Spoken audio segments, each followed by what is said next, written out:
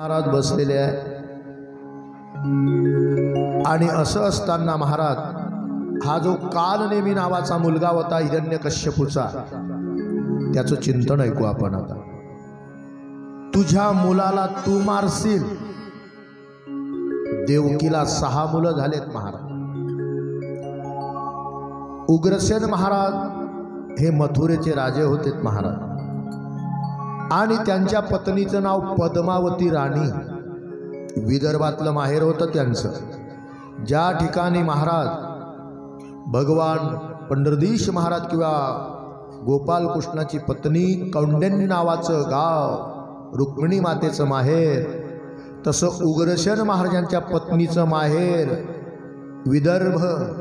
दशरथ राजाची आई इंदुमती विदर्भ. म्हणून महाराज विदर्भामध्ये पद्मावती नावाची स्त्री ही उग्रसेन महाराजांची पत्नी आहे, आणि नुकतं त्यांचं लग्न झालं आणि पद्मावती राणी मथुरेमध्ये आलेली आहे. मथुरेमध्ये आल्यानंतर उग्रसेन महाराजांचा कारभार असायचा. राजे होते, काम पाहावं लागत होतं. एक दिवशी पद्मावती राणी अपवित्र अवस्थेमध्ये आहे. स्नान केलं, डोक्यावरून पाणी टाकलेलं, अपवित्र अवस्था, आणि आपल्या डोक्याचे केस सुकण्याकरता थंडीच्या दिवसामध्ये बगीच्यामध्ये येऊन बसलेली आहे. ऐका जरा. म्हणून महाराज अशी अपवित्र अवस्था त्या पद्मावती राणीची आहे. डोक्याचे केस सुकण्याकरता सूर्यप्रकाशाकडे बसलेली आहे, आणि आपल्या डोक्याचे केस मोकळे सोडलेले आहे. महाराज निर्णय सिंधू नावाचा ग्रंथ आहे. आपल्याला कोणती गोष्ट ज्या वेळेला अतिटट्टीची समजत नसेल तेव्हा त्या ग्रंथाने नियम दिलेला आहे, तुम्ही असं करा. आणि हिंदू समाजाच्या लोकांनी आपल्या हिंदू धर्माप्रमाणे कसं वागावं त्याच्याकरता एक दुसरा ग्रंथ आहे, त्याचं नाव धर्म सिंधू. म्हणजे हिंदू माणसाने आपल्या धर्माने कसं राहावं, या 2 ग्रंथांमध्ये त्याचं चिंतन आलेलं आहे. भला मोठा ग्रंथ आहे. 1100-1500 रुपये एका ग्रंथाची किंमत आहे. आपल्याकडे ते आहे. म्हणून महाराज हिंदू समाजाच्या स्त्रियांनी कसं वागावं हे पद्मावतीचं भान संपलं. तर शास्त्र असं सांगतं की हिंदू समाजाच्या स्त्रियांनी, आमच्या माता भगिनींनी आपले केस, आपल्या डोक्याचे केस, आमच्या हिंदू समाजाच्या माता भगिनींनी आपल्या पती देवाच्या व्यतिरिक्त कोणाला दिसायला नको, हे हिंदू संस्कृतीमध्ये आहे. ऐका महाराज, आपल्या पती वाचून माझ्या माता मावल्यांचे केस फक्त पतीला दिसायला पाहिजे, इतर कोणत्या व्यक्तीला नाही. आणि जे केस जर मोकळे झाले, सोडले, तर त्या केसांना जो हात धरतं, दिवा लावायला कौरवांचा एकही शिल्लक राहिला नाही. हे केसाला हात लावण्याची ताकद आहे. एवढी ताकद आहे मावल्यांना तुमच्या या केसांमध्ये. पण त्यांची किंमत आहे का? ते तर रस्त्यावर विकताय आता लोक. ब्युटी पार्लर चाललाय, कोण कापतं ते केस आपले? काय चाललेलं आहे? किती कथा ऐकतोय? काय चाललं आपलं अनुकरण? मोकळे केस सोडण्याचा अधिकार नर्तकीला आहे. ती नाचते, तिला. आमच्या माता मावल्यांना नाही. हिंदू समाजाच्या धर्मग्रंथ वाचा, ग्रंथ वाचा. आपले हिंदू समाजाची संस्कृती टॉप लेव्हलची आहे. नंबर 1 आहे हिंदू समाज, आणि आपली संस्कृती तशी आहे महाराज. म्हणून आपल्या हिंदू संस्कृतीमध्ये आमच्या महिलांना माता म्हटलं, आरीज नाही म्हटलं. तुम्हाला माता, तुम्ही जगाच्या माता आहे. आपल्या स्त्रीचे केस मोकळे दिसायला नको. पण हिचं भान हरपलं आणि बगीच्यामध्ये केस सुकण्याकरता चाललेली आहे. वरतून पाहिलं, मावल्यांच्या, माझ्या माता मावल्यांच्या केसांमध्ये इंद्रदेवाने अमृत भरलाय. त्या केसांमध्ये आकर्षक कला आहे. आणि वरतून काश्य नावाचा राक्षस चालला होता.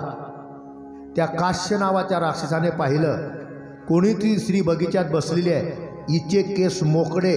याचा अर्थ असा आहे, ही कामातूर झालेली आहे. म्हणून ही स्त्री आपल्याला मिळायला पाहिजे, पण एक राजाची राणी आहे. म्हणून त्या स्त्रीची अभिलाषा करून काश्य नावाच्या राक्षसाने उग्रसेन महाराजांचं डुप्लिकेट रूप घेतलं. ही कथा कशात आली आहे ऐका. भुसावळून जर आपण बसलो शिल्लोड गाडीमध्ये तर गोडेगावच्या पुढे धोत्रा नावाचं संस्थान आहे. जसं झेंडूजी महाराजांचं संस्थान आहे, जगन्नाथ महाराजांचं संस्थान आहे, तसं धोत्रा नावाचं संस्थान आहे. धोत्रा संस्थान गोडेगावच्या पुढे. आणि त्यांनी जो ग्रंथ काढला त्या ग्रंथाचं नाव गाथा नवनीत, त्याच्यात ही कथा आहे. काढू नये. तर महाराज तो काश्य नावाचा राक्षस त्याने उग्रसेनाचं रूप घेतलं डुप्लिकेट. आणि त्या स्त्रीला असं वाटलं माझे पती आहे बुवा. हे पती असल्यामुळे पती पत्नीचा व्यवहार झाला आणि त्या बाईला कळालं हा माझा पती नाही. तिने सांगितलं संस्कृतमध्ये काश्य तू कोण आहे, तुझ्यापासून मला गर्भधारणा झाली. या मुलाचं नाव कौस राहील आणि हा मरेल. पद्मावती राणीने आपल्या मुलाला शाप दिला. काश्य काश्य नावाच्या राक्षसापासून झालेला काल नेमीचा अवतार हा कौस आहे. म्हणून अत्याचारी आहे, म्हणून वाईट आहे. बापाला जेलमध्ये ठेवलं. आणि महाराज ते 6 मुलं रडायला लागले. हिरण्यकश्यपूचे नातू, देवा तुमची भक्ती केल्याने जर आम्हाला शाप मिळतो तर उद्या तुमची भक्ती कोण करणार. हिरण्यकश्यपूचे नातू देवाला बोलायला लागले, देवा भक्ती केली 12 वर्ष, आमच्या आजोबाने आम्हाला शाप दिला, तुमचाच बाप मारेल, आमचा बाप कौस झालेला, आमचं काय देवा.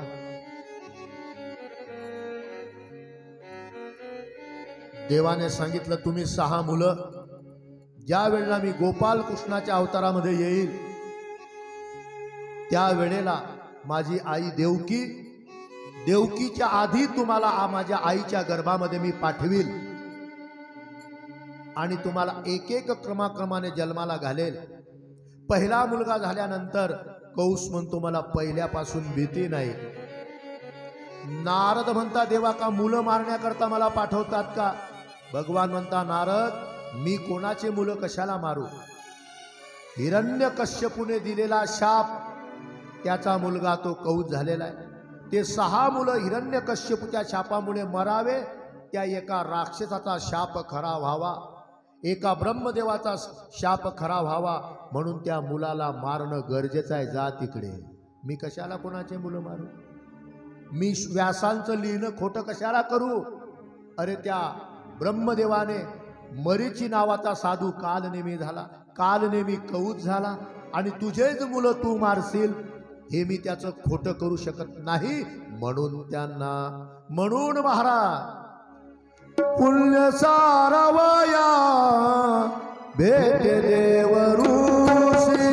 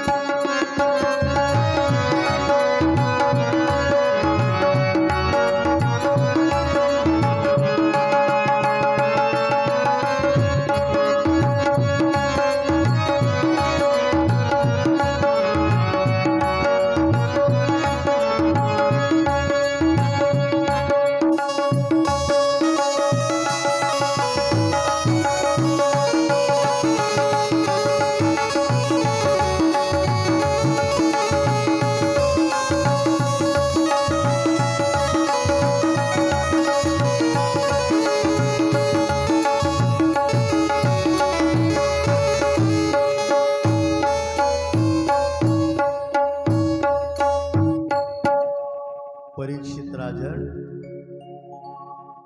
कोणता मामा आहे महाराज आपल्या बाच्यांना मारेल? यांचं मागचं कर्म होतं. मरीची नावाचे साधू यांचे 6 मुलं हिरण्यकश्यपूच्या घरी आले. तेच काल नेहमी इकडे आले आणि देवाने सांगितलं हिरण्यकश्यपूने शाप दिलेला आहे, म्हणून तुम्ही त्यांना सांगा ही मुलं मारून टाका महाराज. म्हणून 6 ही मारे दुराचारे. 6 होते ना हे परीक्षित राजा. म्हणून तो कौस कोण आहे, ते मुलं कोण आहे आणि कौसाने का मारले, याचं उत्तर मी तुला दिलेलं आहे. तुला आता काय विचार आहे विचार. प्रभूजी, मी तुम्हाला असं विचारतो महाराज, ही कथा पुढे जायला पाहिजे आपली, आपण मागे सरकतोय. हे असं का असेल बरं? काहीतरी कथा आहे महाराज शास्त्रामध्ये, म्हणून अजून आपल्याला मागे फिरायचं. या कथेमध्ये अनंत प्रकारचे प्रश्न, या श्रीमद भागवत कथेमध्ये अनंत शास्त्रांत चिंतन आलेलं आहे. म्हणून महाराज, आपला प्रश्न असा होता कालच्या दिवशी की भगवान परमात्म्याचं चिंतन तर आपल्याला कळालं. ते 6 मुलं कोण आहे, हिरण्यकश्यपूने का मारले, कौस कोण आहे आणि कौसाला कौस का म्हणतात, इथपर्यंत आलो आहे. पण देवा, अजून माझं एक असं चिंतन आहे, एक हे रामचंद्र प्रभूचे अवतार आहे. कोण? गोपाल कृष्ण, बरोबर. तर माझं असं प्रश्न आहे, काहीतरी असेल ना महाराज? आहे. मग ते काय आहे? तर भगवंत परमात्मा जर रामचंद्र प्रभू श्रीकृष्ण आहे, तर एक परमात्मा दिवसा 12 वाजता जन्माला येतो आणि हेच बाबा रात्री का आले बरं? का आले असतील देव रात्री जन्माला? महाराज, देव जन्माला रात्री का आले, राम जन्माला दिवसा का आले, आणि राम सोमवारी आले, गोपाल कृष्ण बुधवारी आले. चैत्र महिन्यामध्ये श्रीरामचंद्र प्रभू आले, श्रावण महिन्यामध्ये आलं. अशी गोड कथा आलीत महाराज. ऐकू जरा आपण, बघा काय आहे असं. रात्री येण्याचं कारण काय असेल, दिवसा येण्याचं? देव तर स्वयंभू आहे, त्यांच्या मनात आलं तेव्हा ते जन्माला येतील. हे कारभार त्यांचा आहे, सत्ता त्यांची आहे. त्यांनी दिवसा यावं का रात्री यावं हे त्यांच्या मनात आहे. का मध्यान्ह काळी यावं का दुपारी यावं का संध्याकाळी यावं हे देवाच्या हातात आहे महाराज. तो सर्वांचा मालक आहे. पण रात्रीच का बरं? एका आठवड्याचे 8 दिवस आहे, बुधवारीच का? काल असेल देव बुधवारी जन्माला? हे रविवार, बुधवार, मंगळवार, शुक्रवार हे निर्माण कसे झाले, कुठून आले, याचं पुराण शिवपुराणात आहे. यांचा जन्म कसा झाला आपण ते नाही घेणार. आपण इथेच हे चिंतन चाललेलं. तर बुधवारी जन्माला का आले, रोहिणी नक्षत्रात का आले, रात्री का आले, याचं चिंतन आपण ऐकू. आहात बघा. चला थोडंसं मागे जाऊ. आपली कथा भगवान परमात्मा गोकुळात गेले येथपर्यंत गेलो आहे आपण, पण मागे सरकलो आहे आपण या कथेकरता. असं का आहे बुवा, का झालं असं, त्याचे काही चिंतन आपण इथे पाहिले. देवकीबद्दल, वसुदेवा जेलमध्ये का राहावं लागलं तेही आपण पाहिलं. अंगावर तर दूध का नाही घेऊ दिलं त्याचेही उत्तर आपण ऐकलं. आता अजून चला मागे. पंढरीनाथ भगवान की जय. महाराज, या कथेची लिंक अनंत युगापासून आहे महाराज. हे शास्त्र जे संतांनी लिहिलं, हे त्रिकालदर्शी संत होते महाराज. यांना भूतकाळ, भविष्यकाळ, वर्तमान कळत होतं. म्हणून महाराज या कथेची लिंक कुठे आहे, कुठे धागा लागलेला आहे, त्याचं चिंतन सांगतो. भगवान गोपाल कृष्णाची जन्माची पार्श्वभूमी कशी आहे ऐका जरा. ज्या वेळेला रावण, कुंभकर्ण, मारी, सुबाहू, ताटिका, शूरपणखा यांचा उपद्रव वाढला महाराज, त्यावेळेला हे संत देवाला सांगता, प्रभू रावणाचा अत्याचार वाढलेला आहे, तो आम्हाला त्रस्त करतो, आम्हाला कीर्तन करू देत नाही, नामचिंतन करू देत नाही, भजन करू देत नाही, आम्हाला तो त्रास देतो. काही बंदोबस्त करा ना महाराज त्या रावणाचा. अवताराला या ना तुम्ही, अवतार घ्या ना तुम्ही. आणि तुमचा अवतार कोणा करतात? आम्हासाठी अवतार मत्स्य कुर्मादे शुकर. बरोबर, विष्णूने सांगितलं मी आता अवताराला येतो. म्हणून महाराज वैकुंठामध्ये आपल्या भाषेमध्ये मीटिंग भरली, त्यांची सभा भरली. वैकुंठामध्ये विष्णुदेव बसलेले आहे, महादेव आहे, सर्व 33 कोटी देव बसले. नारद तिथे बसलेले आहे. नारद, ही जी मीटिंग भरली आपल्या भाषेमध्ये, आजचा विषय काय आहे? या सभेचा विषय काय आहे? सांगितलं, रावणाचा अत्याचार वाढलाय, रावणाकरता देवाला जन्म घ्यायचा आहे. प्रभू, तुम्ही विष्णू आहात, तुम्ही शेष भगवान, तुम्ही ब्रह्मदेव, तुम्ही महादेव, सांगा आता तुम्ही रावणाला मारण्याकरता कोणकोणता कसा कसा जन्म घेणार सांगा आम्हाला. देवही बसलेले आहे, संतही बसलेले आहे, ऋषी मुनी तिथे आहे. भगवान परमात्म्याने सांगितलं विष्णूने, मी कसा अवतार घेतो हे माझ्या आता या अवतारात हातात नाही. का बरं देवा, तुम्ही स्वतंत्र आहे ना? म्हणे हो, पण मी राम अवतारामध्ये स्वतंत्र नाही. राम अवतारामध्ये कोणी कोणी कसा कसा अवतार घ्यावा याच्या करता आद्य कवी महर्षी वाल्मिक महाराजांचं रामायण इथे घेऊन या. त्यांनी जसं लिहिलं तसं मला राम अवतारामध्ये करायचं आहे. म्हणून महाराज त्यांचं चिंतन नामदेवाने केलं. महाराज बोलेला वाल्मिक तैसेची करीना, बोलेला वाल्मिक तैसेची करीना, बोलेला वाल्मिक तैसेची करीना, बोलेला वाल्मिक तैसेची करीना, बोलेला वाल्मिक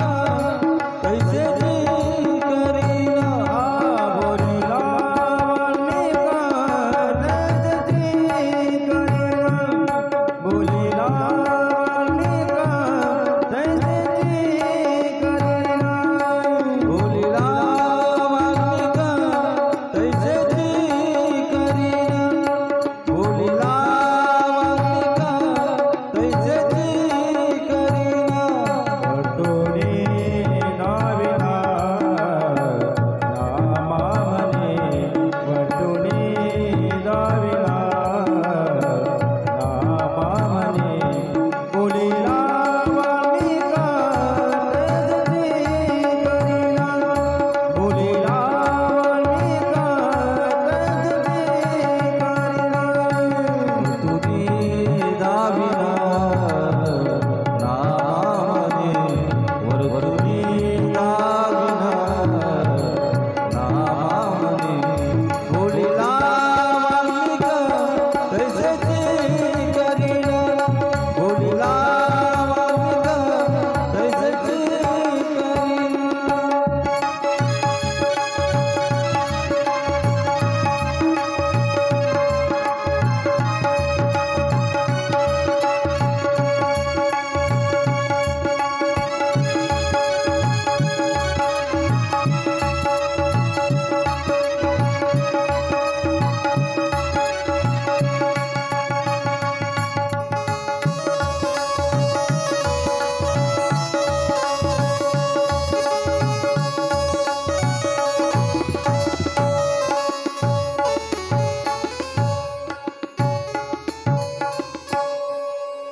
महाराज, मी तुम्हाला कृष्ण जन्माची कथा विचारतो, तुम्ही राम जन्मात कुठे घेऊन गेले मला?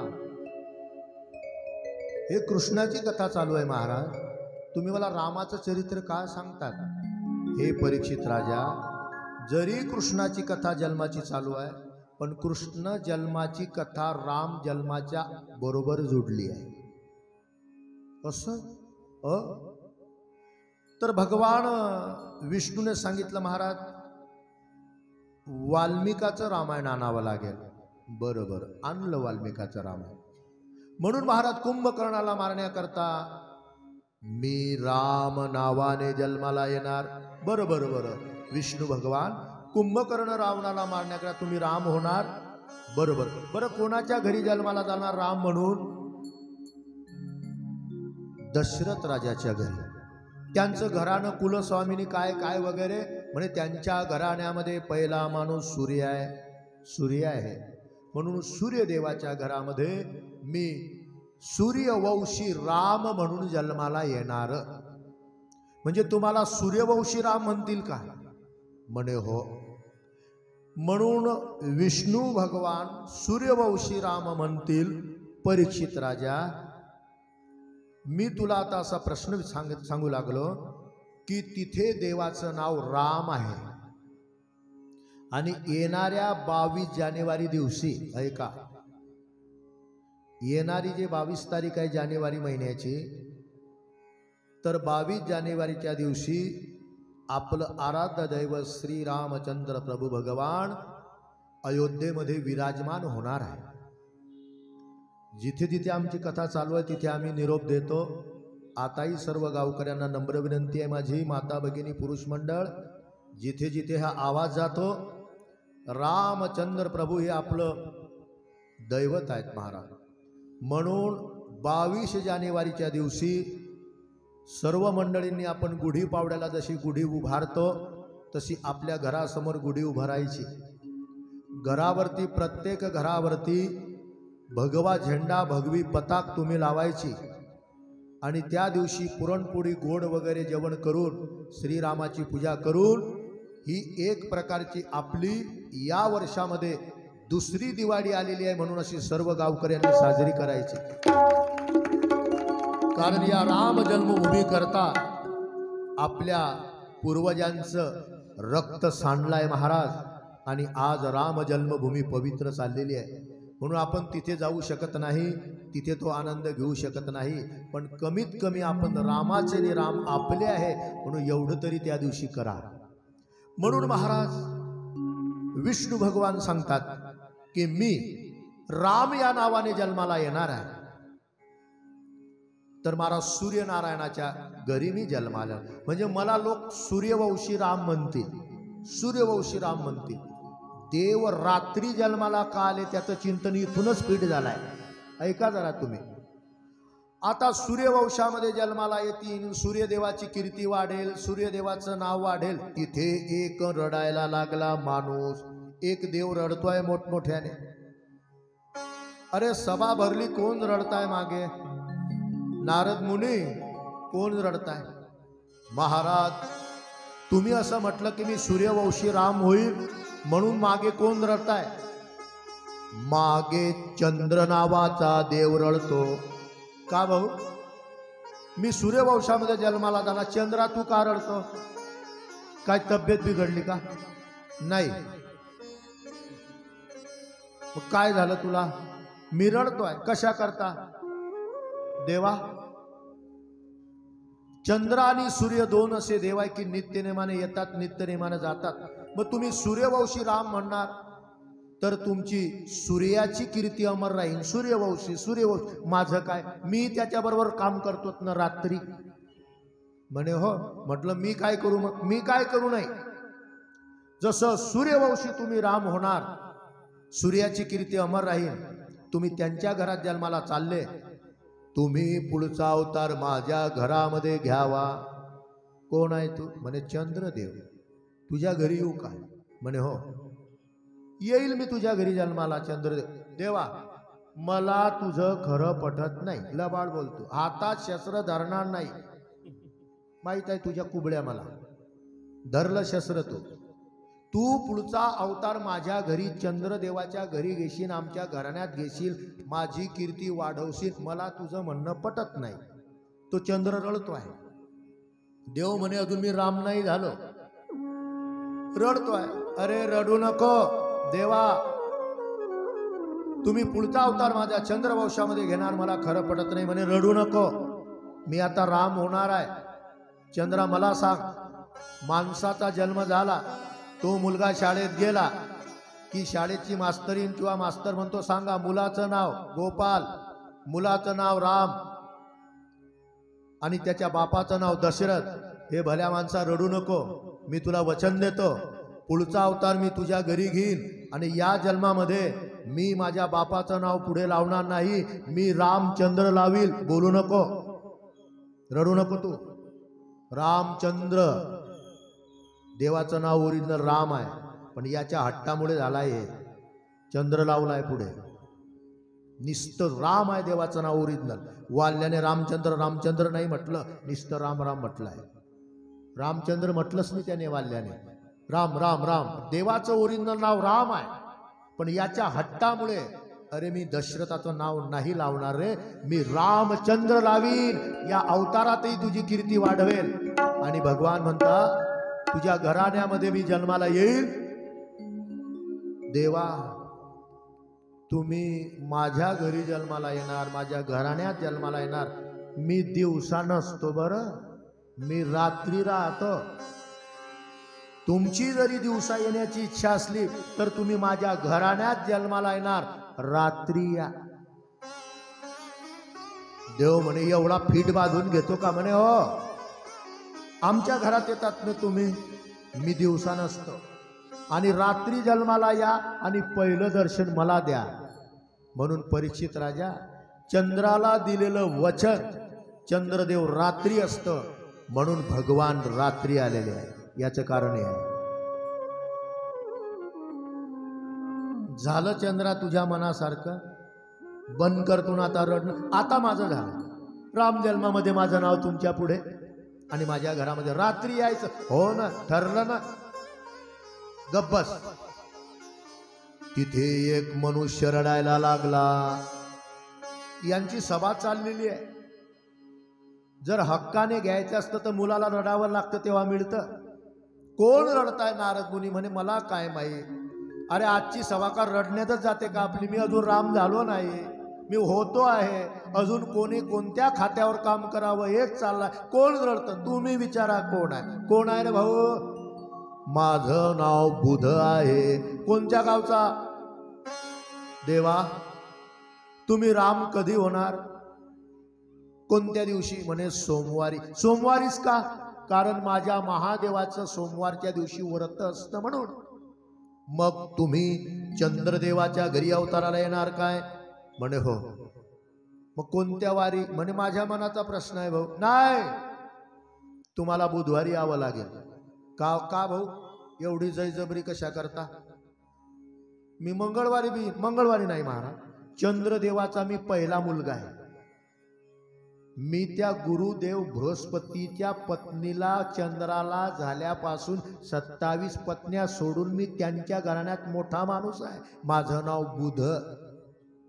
महाराज तुम्ही जसं सोमवाराची कीर्ती वाढवताय राम म्हणून, तर समाज माझीही पूजा करील ना त्या दिवशी. तुम्ही बुधवारी या. असं तुझं नाव बुध आहे काय? म्हणे मी बुध आहे. भगवंताने सांगितलं ठीक आहे, मी चंद्रदेवाच्या घरामध्ये जातोय तर मी मंगळवारी नाही, मी बरोबर बुधवारी जन्माला येईल. म्हणून शुकदेवानी महाराज भगवंताचा जन्म बुधवारी का आहे याचं चिंतन महाराज. वसुनाम तिथी बुधवार से, वसुनाम तिथी बुधवार से, वसुनाम तिथी बुधवार से, वसुनाम तिथी बुधवार से, वसुनाम तिथी बुधवार से, वसुनाम तिथी बुधवार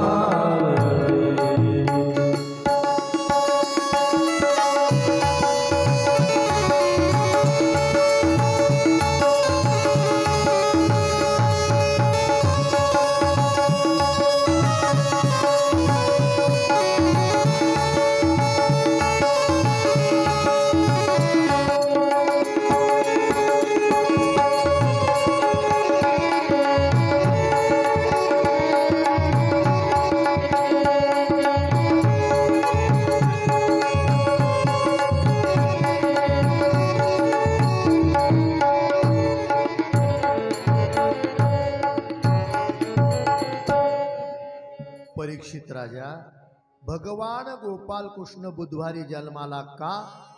कारण चंद्रदेव यांचा मुलगा जो होता देवगुरु बृहस्पती यांच्या पत्नीला झालेला, त्याचं नाव बुध आहे. पहिला मुलगा आहे त्यांच्या घराण्यात. म्हणून महाराज, तुम्ही जर बुधवारी जन्म घेतला, जिथे जिथे तुमची कथा होईल तिथे तिचं माझं नाव वाढेल. म्हणून शुकदेवाने वर्णन केलं, वसुनाम तिथे बुधवार असे, श्री शुक सांगतसे परीक्षिते. म्हणून महाराज, हिंदू समाजामध्ये बुधवार दिवसाला फार प्राधान्य. अजून तुम्हाला सांगतो ऐका, पुंडलिकाला भेटण्याकरता विठ्ठल परमात्मा हे बुधवारीच पंढरपूरला आलेले आहे. पुंडलिक महाराजांना भेटण्याकरता विठ्ठल परमात्मा पुंडलिकाच्या भावार्था गोकुळे उनी झाला येता, निज प्रेमी प्रेम भक्ता आता घ्या घ्या म्हणतसे. बुधवाराला किती महत्व आहे महाराज. बुधवार त्या दिवशी भगवान पंढरदीश परमात्मा द्वारकेहून आलेले आहेत. म्हणून महाराज, हिंदू समाजामध्ये बुधवारच्या दिवसाला किती महत्व आहे. तुम्ही माझ्यापेक्षा मोठी मंडळी आहे, जुनी मंडळी बसलेली आहे. आपल्या मुलीचं जर लग्न झालं आणि बुधवार जर येत असला तर मुलीला वाटी लावत होतेत का? लावत होते आपण पूर्वीची मंडळी? नाही महाराज. माहेरातून कधीही बुधवारी मुलगी जात नव्हती. ही का? आपल्या देवाचा जन्म दिवस आहे आणि माहेरातून मुलगी जाऊ शकत नाही. पुढेही चिंतन सांगतो तुम्हाला. बुधवार त्या दिवशी मुलगी वाटी लावली जात नाही. पण परमपूज्य वैकुंठवासी गुरुनाम गुरु सद्गुरु झेंडूजी महाराज हे हाडाचे वारकरी होते महाराज आपले. परमपूज्य वैकुंठवासी सद्गुरु झेंडूजी महाराज, परमपूज्य वैकुंठवासी सद्गुरु धनजी महाराज, आणि या परंपरेमध्ये जेवढे आपले सद्गुरु झाले, जर पौर्णिमेला बुधवार असला तर त्या दिवशी काला घेऊन थांबायचे, पण जात नव्हते बुधवारच्या दिवशी. परमपूज्य वैकुंठवासी गुरुनाम गुरु जगन्नाथ महाराज, आम्ही त्यांच्याबरोबर चालतोय आणि चालत राहू. बुधवारी आमचे गुरुदेव कधी बुधवारातून पाय बाहेर काढला. मुलगी वाटी लावत नाही. म्हणून वारकऱ्यांचं माहेर जर काय असेल, वारकऱ्यांचं, टाळकऱ्यांचं आणि हिंदू समाजाचं ओरिजिनल माहेर जर काय असेल तर ते पंढरी आहे. माझे माहेर पंढरी, माझे माहेर पंढरी, आहे भीवरेच्या तीरी, आहे भीवरेच्या तीरी, आहे भीवरेच्या तीरी. माझे माहेर पंढरी, माझे माहेर पंढरी, आहे भीवरेच्या तीरी, आहे भीवरेच्या तीरी,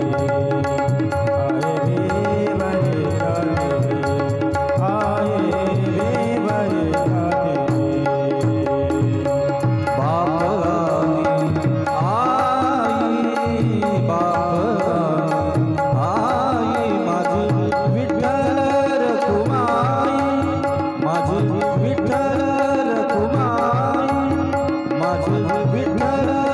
भीवरेच्या तीरी.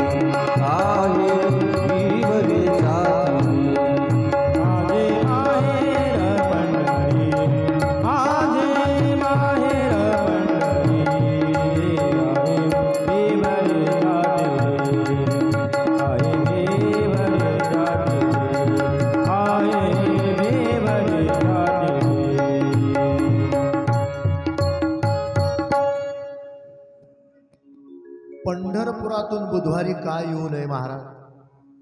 तशी माहेरूतून मुलगी वाटी लावली जात नाही. माहेरामध्ये भाऊ आहे, बहीण आहे, आई आहे ना बाप आहे.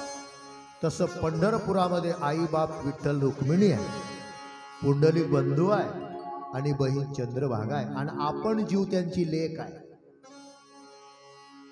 म्हणून बुधवार दिवसाला किती महत्व आहे. पण काही काही माणसं रविवार बुधवारला कुठे कुठे महत्व देता हे काही इथे सांगण्याचं आहे. आपलं प्राणवत दैवत जे हिंदू समाजाचं पंढरपूरला आहे. का पाळतात बुधवार? अरे गोपाल कृष्ण हे बुधवारी जन्माला आले. पंढरीनाथ परमात्मा पुंडलिक महाराजांना बुधवारी भेटण्याकरता आले. म्हणून आपल्या जीवनामध्ये बुधवार अति महत्वाचा आहे. ठीक आहे. म्हणून भगवान परमात्मा अजून राम नाही झाले ते पुढचं सांगितलं, रडू नको भाऊ, मी येईल ना बुधवारीच, तुझ्याच नावाचा उदो उदो होईल. म्हणून शुकदेवाने बुधवाराचं वर्णन केलं. वसुनाम तिथी बुधवारसे. झालं ना भाऊ? चंद्रदेव बंद कर, तूही बंद कर. आता पुढची चर्चा चालू करा. तेवढ्यामध्ये एक बाई रडायला लागली. काय आज रडणारे लोक आहे रे कथेमध्ये? कोण रडताय? म्हणे महाराज तुम्ही पहा तिकडे काय चाललंय. कोण रडताय? कोण रडताय? अजून मी राम नाही झालो. ती बाई रडायला लागली. कोण आहे? महाराज तुम्ही चंद्रदेवाच्या घरी जन्माला येणार ना त्या वंशात? म्हणे हो. तुम्ही कृष्ण होणार ना? म्हणे हो. मग कोणाच्या उदरी जन्माला येणार? म्हणे देवकीच्या. पालन कोण करील? यशोदा. महाराज तुम्ही जर आमच्या घराण्यामध्ये वंशामध्ये जन्माला येतात तर तुम्ही माझ्या नक्षत्रात जन्माला या ना. म्हणे तू कोण बोलते आहे? म्हणे रोहिणी. मी चंद्रदेवाची 27 पत्न्यापैकी दक्ष राजाची यांची मोठी पत्नी आहे रोहिणी. तुम्ही जर आमच्या घराण्यात जन्माला येतात तर देवकीचा कृष्ण म्हणतील, यशोदेचा म्हणतील. मग तुम्ही इतर नक्षत्रामध्ये येण्यापेक्षा रोहिणी नक्षत्रात जर आले तर माझंही नाव देवकी बरोबर लागेल. कोणत्या नक्षत्रात? रोहिणी. नाही तर मला कोण ओळखतं? माझाही उदो उदो होईल ना देवा. भगवान म्हणे चंद्रा तुझ्या घरचे लोक काय बहादर आहे रे? सर्व पॅनल तुझ्याच घरात.